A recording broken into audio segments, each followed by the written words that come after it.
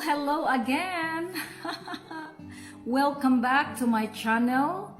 Yes, I wish I could do it so fast, but I believe this is my third episode of how I grew up without a father. And I will try to make it really short because the last time it was long. But before that, let me introduce to you. My name is Enjoy.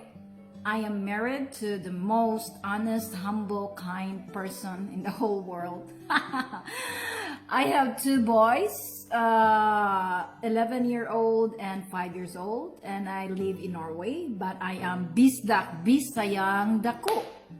Now, I just more than a month now, I'm doing this channel in the purpose of, just like you guys, I know you have also stories, you have experiences, just the same exactly as I am. And then lately I decided why I keep this to myself. So now I decided to share it for the purpose of perhaps this will remind you that if you are watching this now and you are going through a lot of things and you don't understand, I tell you, you are not alone.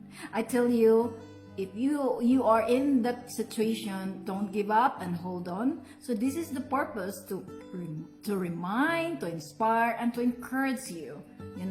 That the life is not temporary. It's not like that. It's moving forward and moving like that.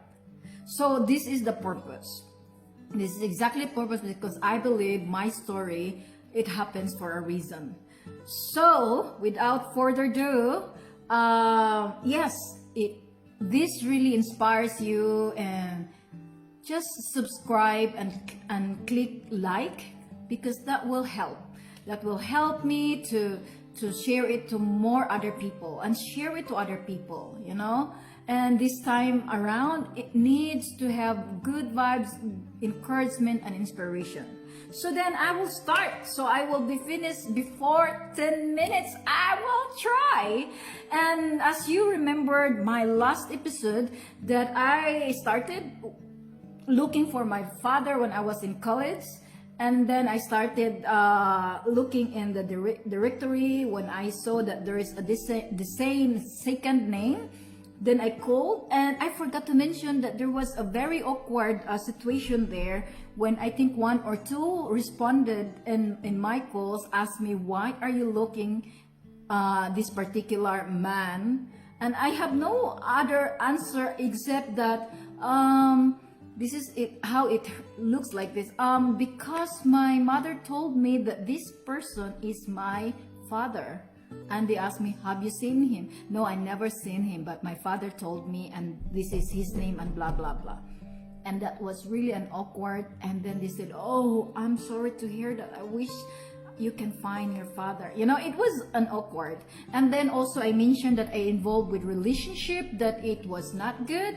I would want to dig down why is it good, because the relationship I involved in was very toxic, was very unhealthy, and was very self-centered, self-ego, and it really taking advantage of the weaknesses.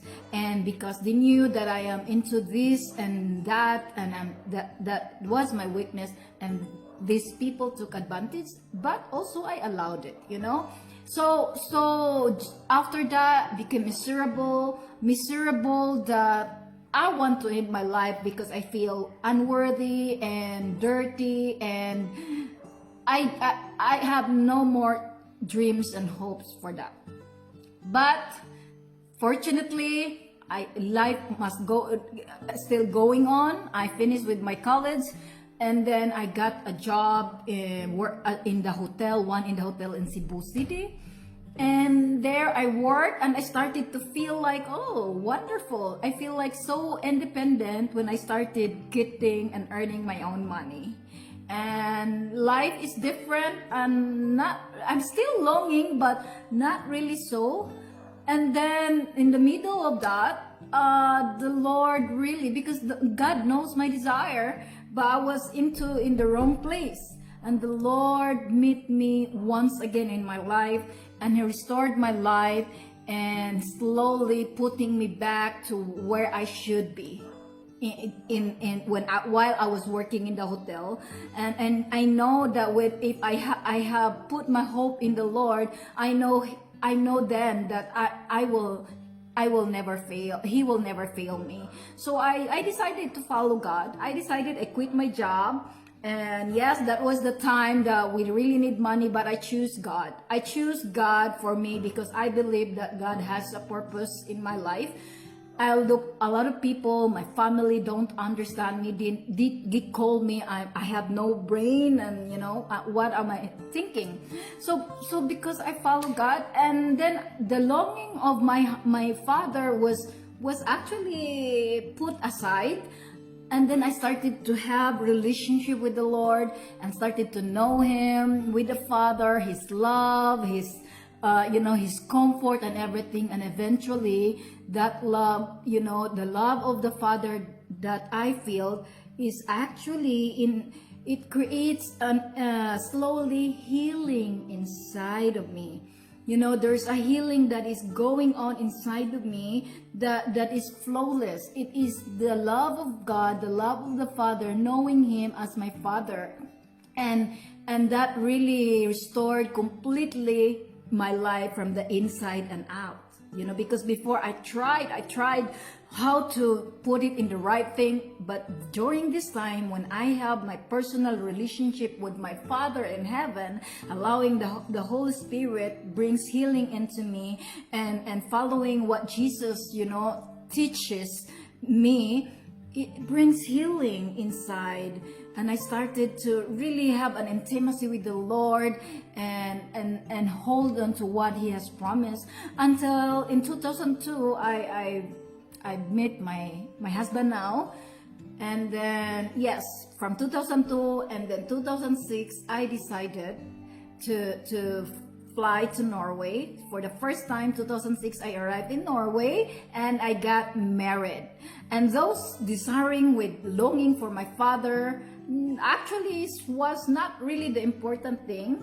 But during those time when I was, I said, Lord, I'm now satisfied. I remember during those communion, during those quiet time I have with my father, I sang this song from Koledisma. I meant these songs like, when I got the Father's love in my life, that restoring and bringing healing to me, and this is what really songs meant to me. Like this, like, till I met you, oh, I never knew what love was. Till I met you, this feeling seems to grow more every day. I love you more each day. Oh, till I met you. Because till I met the love of God, I never understood what love was. Until I met the love of God, it really helped me to understand that I don't need anything except His love. And I trust Him everything. And I told Him, God, the only wish I want, that please let me see my Father. Who is He? Let me meet Him before my life ends here in earth. Maybe Him. That's just a wish, not really a praying. So 2006, I came to Norway, I get married, and 2009, I become the first time mother, to my eldest son now. He's 11. And life was so beautiful because, being a mom is wonderful. And then we went to the Philippines for 3.5 months with my son. And we stayed there for 3.5 months. And there, the Lord started to remind me that it's about time to start finding your father. But it, it's just like suddenly He sent a person who will be the bridge for our meeting. Yes, He sent a person, and unprecedentedly, I don't know this person, and suddenly He said, I can help you find your father. So I said, okay. And yes, it was 2010, around that. um, February, March between. For the first time in my life, I was 34 at then. I met my father. I met him for the first time. Oh, I met him and we talked for 2 hours. I told him everything. He said, yes, I met your mother, but it was like a night stand, one night stand. It was no involved with relationship. And he explained to me why he cannot believe that, because when they departed, my mother at that time has no idea that she was pregnant with me. After 4 months that she feels dizzy and her tummy is getting bigger, and that was the time she found out that she was pregnant with him. And she called my father and told him that I'm pregnant. And after 4 months without any communication, then he will not believe. That's what he told me. How can I believe after 4 months and telling me that she's pregnant? So that's why my mother was so angry with him. So now it's 11 minutes. But anyway, so while he was talking with me, opening up his life for 2 hours, he was like almost having a heart attack. That I was just so mesmerizing the moment, like looking at him. And now I finally understand where my genes come from. It's from him. He was so open person. He was so talkative. He was like, every time he shared his story, I said into my mind, wow, that's why I am like this, and that's why I am like that, because I see myself in him. Even if I asked him, we can have a DNA test, and he told me, if your mother told that I am your father, then trust your mother's knows best. And I have no doubt that he is my father. And then I give everything, my communication, my address, my telephone number, hoping that we can have a start, a new episode between me and him. But unfortunately, he decided not. He never contacted me anymore after that meeting. And I'm hoping, but I said, okay, Lord, you answered my wish that I could meet him.